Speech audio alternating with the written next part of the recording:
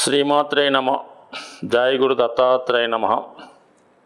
ఈ వీడియోలో మనం శ్రావణ మాస విశిష్టత గురించి తెలుసుకునే ప్రయత్నం చేద్దాం.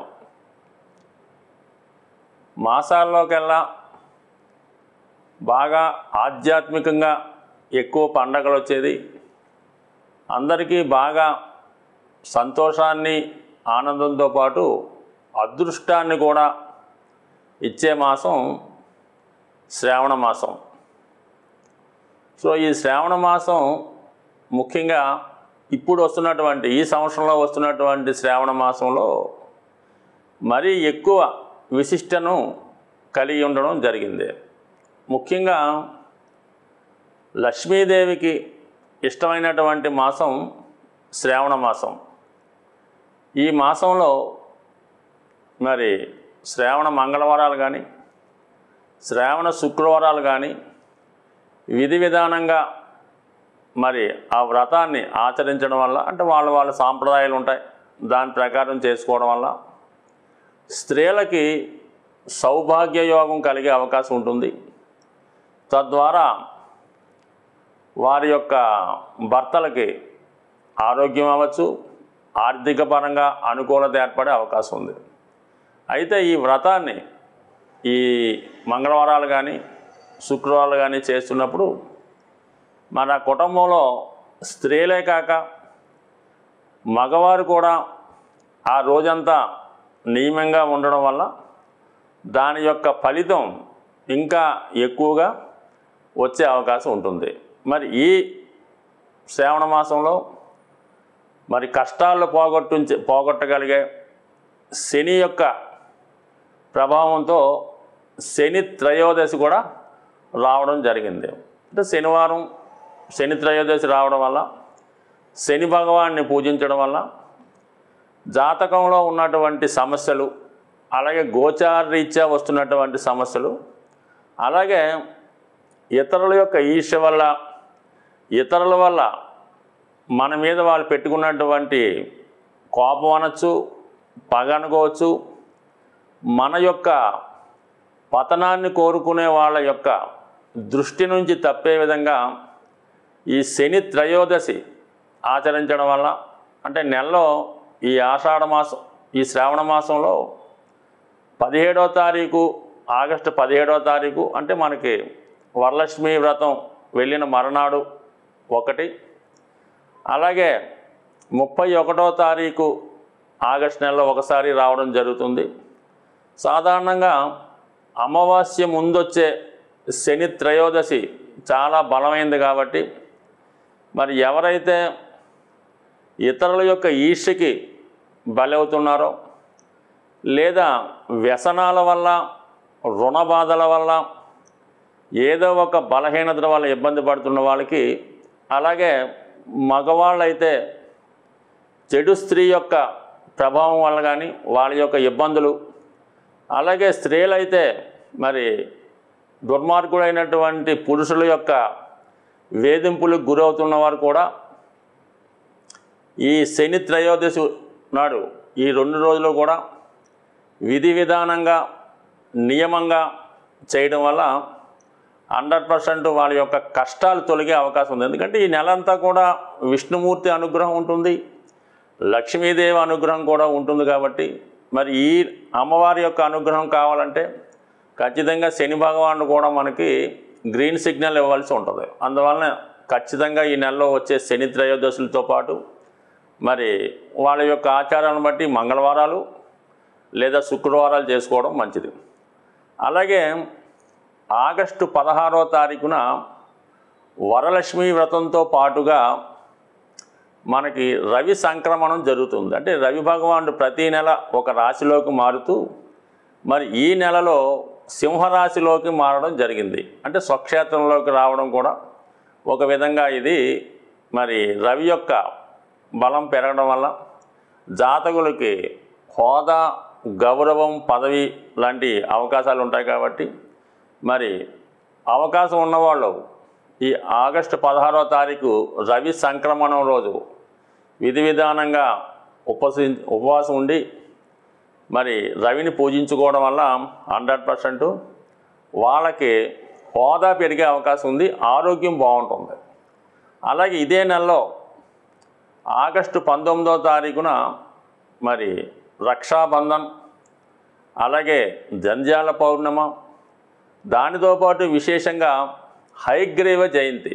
అంటే ఒక విధంగా విష్ణుమూర్తి యొక్క అవతారం హయగ్రీవుడు మన యొక్క సంస్కృతిని, వేదాల్ని రక్షించే ప్రయత్నంలో హయగ్రీవుని యొక్క అవతారం మనకి చెప్తూ ఉంటుంది. ముఖ్యంగా విద్యార్థులు ఎక్కువగా ఈరోజు విష్ణుమూర్తి ఆరాధన వల్ల హయగ్రీవ జయంతి విధి విధానంగా జరుపుకోవడం కానీ, లేదంటే మనకి సమీపంలో ఉన్నటువంటి ఏ విష్ణుమూర్తి ఆలయం దర్శించుకొని వాళ్ళు తులసి దళాలతో అర్చన చేయించుకోవడం వల్ల కంపల్సరీగా విద్యార్థులకి చాలా అనుకూలమైనటువంటి పరిస్థితి ఈ సమయంలో రావడం జరుగుతుంటుంది. అలాగే మరి ఆగస్టు 21వ తారీఖున ఇంకోటి ఏంటంటే రాఘవేంద్ర స్వామి యొక్క ఆరాధన ప్రారంభం అవడం జరుగుతుంది. ఈ రాఘవేంద్ర స్వామి కూడా ప్రహ్లాదుని యొక్క అవతారంగా మనం చెప్పుకుంటారు కాబట్టి ఆగస్టు 21వ తారీఖున కూడా ముఖ్యంగా విద్యార్థులు ఎవరైతే విద్య కొరకు చదువుతున్న వాళ్ళు, కాంపిటేటివ్ ఎగ్జామ్స్కు ప్రిపేర్ అవుతున్నవారు, గవర్నమెంట్ పరీక్షలకు ప్రిపేర్ అవుతున్నవారు ముఖ్యంగా ఈ ఆగస్టు 19, ఆగస్టు 21 2 రోజులు కూడా మరి ఆగస్టు 21న అయితే మీరు ఏదైనా రాఘవేంద్ర స్వామి మనకు అనుకూలంగా అందుబాటులో లేకపోతే దత్తాత్రేయుడు, సాయిబాబా మొదలగు ఆలయాలు దర్శించి విధి విధానంగా అక్కడ ఉన్నటువంటి గురువుల యొక్క ఆశీర్వాదం తీసుకోవడం వల్ల విద్యార్థులకి, నిరుద్యోగులకి అత్యంత ఉపయోగకరమైనటువంటి పండుగలు ఈ నెలలో రాబోతున్నాయి. వీలైన వాళ్ళు కార్తీక మాసం ఏ విధంగా నియమంగా పవిత్రంగా చాలామంది ఉంటారో మరి ఈ శ్రావణ మాసం కూడా ఆ విధంగా నియమంగా ఉండడం వల్ల, ఒకే పూట భోజనం చేయడం వల్ల మరి ఎక్కువగా మరి దేవునికి సమీపంలో అంటే విష్ణు సహస్రనామం, లక్ష్మీ స్తోత్రం, కనకదార స్తోత్రాలు లాంటివి చదువుకోవడం వల్ల ఖచ్చితంగా ఈ శ్రావణ మాసంలో స్త్రీలకే కాదు మగవాళ్ళకి కూడా ఐశ్వర్యం, సంతోషం, ఆరోగ్యం కలిగే అవకాశం ఉంటుంది. మిథున రాశి వారికి ఈ శ్రావణ మాసం బాగా కలిసి వచ్చే నెలగా మనం తెలుసుకోవచ్చు. మిథున రాశికి బుధుడు అధిపతి. విష్ణుమూర్తి అనుగ్రహం జాతకుడిపై ఎంత బలంగా ఉంటే బుధుడు అంత బలవంతుడై ఉంటాడు. మరి విష్ణుమూర్తి అనుగ్రహం కావాలంటే మనకి లక్ష్మీ అమ్మవారి అనుగ్రహం కావలసి ఉంటుంది.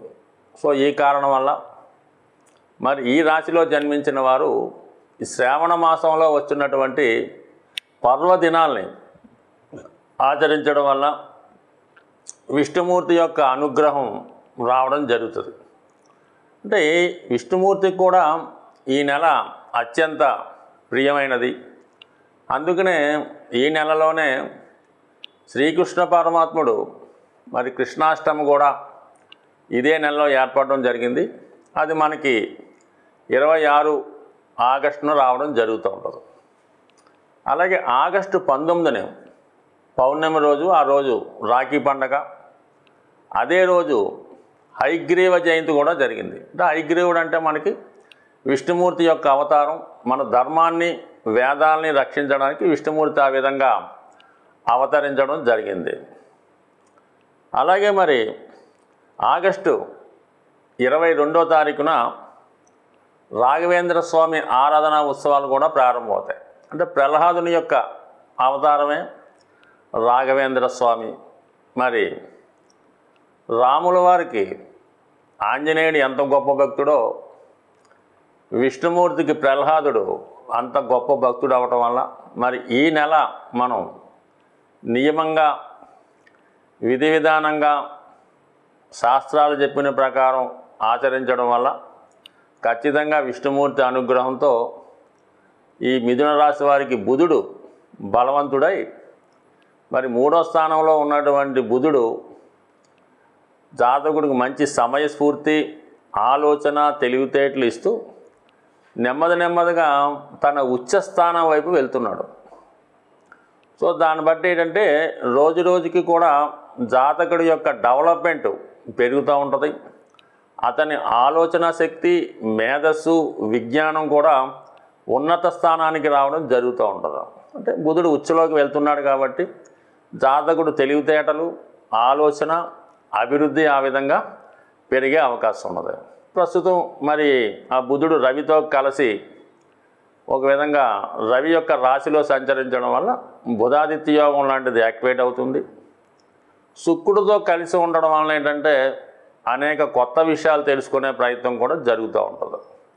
సో అయితే మరి త్వరలో రాబోయే బుధుడు ఉచ్చస్థితి, అక్కడ ఉన్నటువంటి కేతు కలయిక జాతకుడికి పూర్వజన్మ జ్ఞానం కొంత రావడం జరుగుతూ ఉంటుంది. అంటే గత జన్మలో అతనికి ఏమైనా కొంత ఇటువంటి శాస్త్రాల మీద కానీ విజ్ఞానం మీద కానీ ఉంటే ఆ పూర్వజన్మ ఫలితాన్ని ఇప్పుడు జాతకుడికి ఫలితం ఇవ్వడం జరుగుతుంటుంది.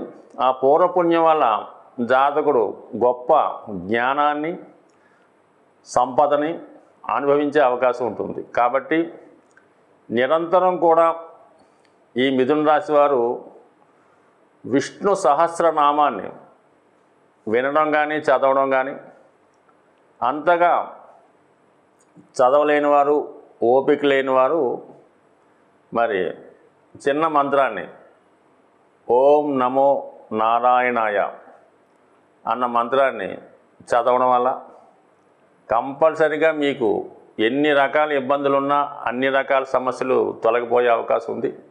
మరి ప్రస్తుతం శని భగవానుడు వక్రగమనంలో ఉండడం వల్ల వృత్తిలో చాలా ఒత్తిడికి ఎదుర్కోవడం జరుగుతూ ఉంటుంది. ఎంత ఫినిష్ చేద్దాం అనుకున్నా ఇంకా కొంత వర్క్ మిగిలిపోయి ఉండడం జరుగుతుంటుంది. సో ఈ కారణం వల్ల ఈ నెలలో వస్తున్నటువంటి శని త్రయోదశి ఆగస్టు 17, 31 ఈ 2 రోజులు కూడా విధి విధానంగా మీరు శని భగవాన్ని తైలాభిషేకం చేయించుకోవడం, ఆ రోజు పాటించవలసినటువంటి నియమాలు కొన్ని ఉంటాయి, అవి వీడియో చివరిలో చెప్పడం జరుగుద్ది. ఈ విధంగా మీరు శని త్రయోదశి ఆచరించడం వల్ల, అలాగే ఆగస్టు 16వ తారీఖున వచ్చినటువంటి వరలక్ష్మి వ్రతాన్ని కంప్లీట్గా చేసుకోవడం, దానిలో పాల్గొనడం, అలాగే అదే రోజు సూర్య సంక్రమణం, రవి సింహరాశిలోకి వెళ్తున్నాడు. ముఖ్యంగా మిథున రాశి వారికి 3వ స్థానంలోకి రావడం అనేది మీలో ఉన్నటువంటి టాలెంట్కి తగిన గుర్తింపు ఉంటుంది. గతంలో కన్నా చాలా ఉత్సాహంగా మీరు వర్క్ చేస్తారు. అలాగే మీ యొక్క రాష్ట్రాధిపతి రవితో కలిసి ఉండడం వలన అధికార ప్రాప్తి కలిగే అవకాశం ఉంటుంది. సో ఈ విధంగా అన్ని రకాలుగా మిథున రాశి వారికి మంచి ఫలితాన్ని ఇచ్చే మాసం శ్రావణ మాసం. మరి ఈ మాసంలో వచ్చినటువంటి పండగలు ఆచరించడం వల్ల ఖచ్చితంగా మీరు మంచి అభివృద్ధి, ఉన్నతి సాధించే అవకాశం ఉంది.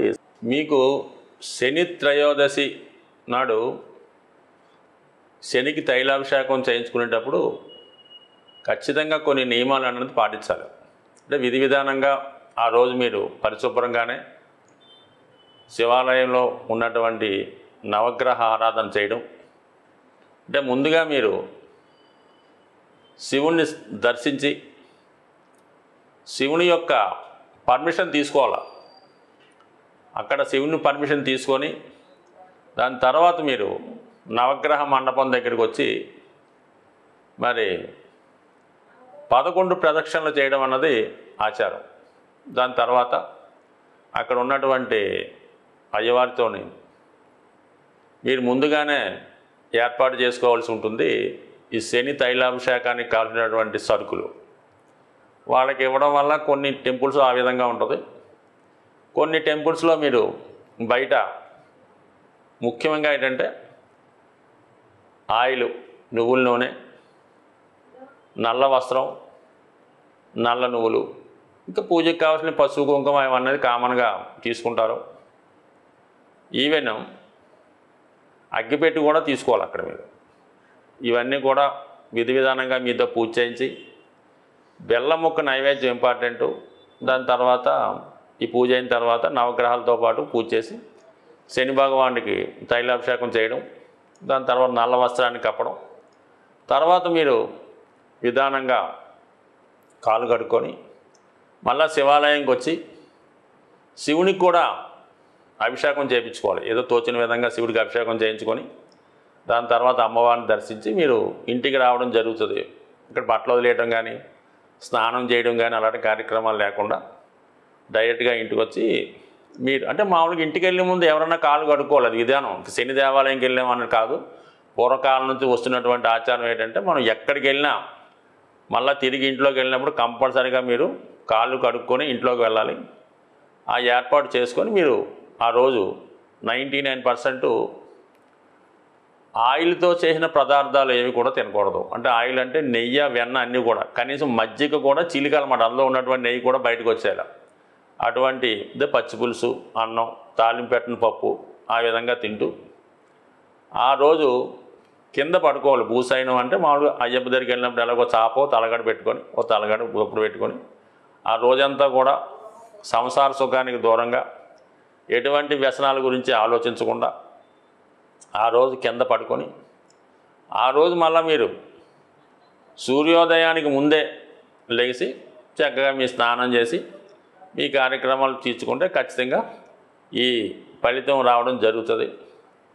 అలాగని మీరు శనికి పూజా కార్యక్రమాలు చేసి ఏ విధమైనటువంటి అనాచార కార్యక్రమాలు చేసినా, సిగరెట్ కాల్చినా, ఇంకోటి చేసినా, ఎవరితో వాళ్ళతో మాట్లాడటం, హాస్యాలు ఇలాంటివన్నీ మాని తక్కువ మాట్లాడటం, సాధ్యమైనంత వరకు గృహంలోనే గడపడం వల్ల మీకు సంపూర్ణ ఫలితం వచ్చే అవకాశం ఉంది. ఒకసారి చేసి చూడండి, మీకే దాని యొక్క ప్రభావం కనబడే అవకాశం ఉంటుంది. స్వస్తి.